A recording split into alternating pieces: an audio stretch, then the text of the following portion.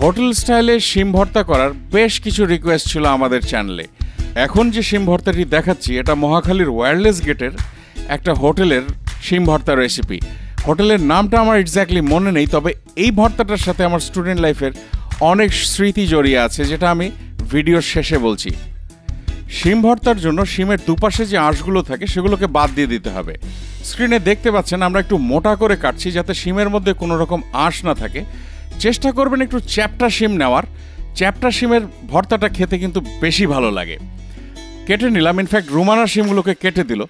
আমি এখানে 250 গ্রাম শিম নিয়েছি এবং সেই অনুপাতেই সব মাপগুলো আপনাদেরকে ভিডিওতে বলবো। চলুন শিমগুলোকে এবার সেদ্ধ করতে চলে যাই। সেদ্ধ করার পার্টটা একটু ট্রিকি।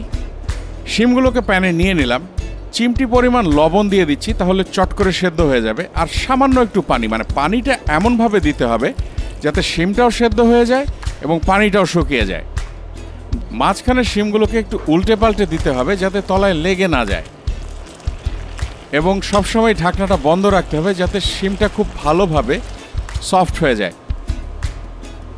দেখতে পাচ্ছেন আমার শিমগুলো সেদ্ধ হয়ে গেছে। আমি একটু হাতাটা দিয়ে চাপ দিয়ে দেখাচ্ছি, দেখেন একেবারেই সফট হয়ে গেছে এবং পানিও কিন্তু নেই। এখন শিমগুলোকে আমি রুম টেম্পারেচারে নিয়ে আসবো, মানে ঠান্ডা করে নেব। আরেকটা প্যানে 1 টেবিল চামচ সরিষার তেল দিয়ে খুব ভালোভাবে গরম করে নিয়ে 4-5টা মরিচ একটু ভেজে নিচ্ছি। আমি এর আগেও বলেছি আপনারা যদি চুলোর মধ্যে মরিচ পুড়ে নিতে পারেন তাহলে পুড়তে পারেন। আমি একটু সেফ সাইডে এগুলোকে ভেজে নিচ্ছি। পুড়লে অবশ্য টেস্টটা একটু বেশি ভালো লাগে। মরিচগুলোর দেখেন আমি কিন্তু বোটা ফেলিনি। বোটা ফেললে হবে কি ভিতরে তেল ঢুকে যাবে এবং মরিচগুলো ফোতা হয়ে যাবে, মানে মুড়মুড়ে থাকবে না। যখন একটু এরকম কালচে হয়ে যাবে তখন মরিচগুলোকে তুলে রেখে দেব। 2টো বড় পেঁয়াজ এভাবে একটু মোটা মোটা করে কুচি করে নিয়েছি। এখন এগুলোকে হালকা ঝলসে নিচ্ছি। ইংরেজিতে এই টার্মটাকে বলে ক্যারামেলাইজড। আচ্ছা, একটু নাড়াচাড়া করে রসুনের কোয়া দিয়ে দিলাম 10-12টি। এখন দুটোকেই আমি একসাথে ঝলসে নিচ্ছি। আচ্ছা, রসুনগুলো কিন্তু আস্তই আছে, আমি কোনো কেটে নিইনি বা চিড়ে নিইনি, এভাবেই এটা করতে হয়। পেঁয়াজের মধ্যে দেখতে পাচ্ছেন একটু পোড়া পোড়া একটা টেক্সচার চলে এসছে। ঠিক এই পর্যায়ে আমি এগুলোকে তুলে নেব। আমি একটু কাছ থেকে দেখাচ্ছি, দেখেন রসুন আর পেঁয়াজগুলো ঠিক এরকম হবে। প্রসেস কিন্তু মোটামুটি শেষ। এখন একটা মিক্সারের বাটিতে প্রথমে মরিচগুলো নিয়ে নিলাম, বোটা ভেঙে নিচ্ছে অবভিয়াসলি। 1/4 চা চামচ লবণ দিয়ে দিলাম, পেঁয়াজ রসুনগুলো দিয়ে দিলাম, 2 টেবিল চামচ ধনে পাতার কুচি দিয়ে দিলাম এবং সবশেষে শিমগুলো দিয়ে দিলাম। আর সামান্য পরিমাণে ধরেন 1/4 চা চামচের মতো সরিষার তেল দিয়ে দিচ্ছি।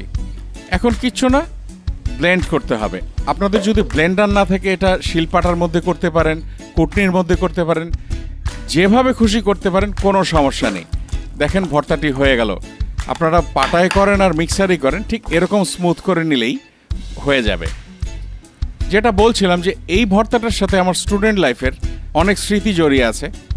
আমরা তো ভালো মন্দ কিছু রান্না সেরকম করতে পারতাম না, তাই এই ভর্তার রেসিপিটি শিখে নিয়েছিলাম ওই হোটেল থেকে। মাঝে মধ্যে আমি আর আমার রুমমেট এই ভর্তাটি করতাম আর ডিম দিয়ে 1 প্লেট ভাত খেয়ে নিতাম। অমৃতের মতো মনে হতো সেই সময়। সবসময়ের মতো এই ভিডিওটি আমি আবারও ডেডিকেট করছি আমার ব্যাচেলর ভাই বোনদের। আমার বিশ্বাস এই ভর্তাটি আপনাদের ভীষণ ভীষণ পছন্দ হবে। আবারও দেখা হবে অনলাইনে নতুন কোনো রেসিপি নিয়ে। সেই পর্যন্ত সবাই ভালো থাকবেন, আমাদের জন্য দোয়া করবেন। ভিডিওটি দেখার জন্য সবাইকে অসংখ্য অসংখ্য ধন্যবাদ।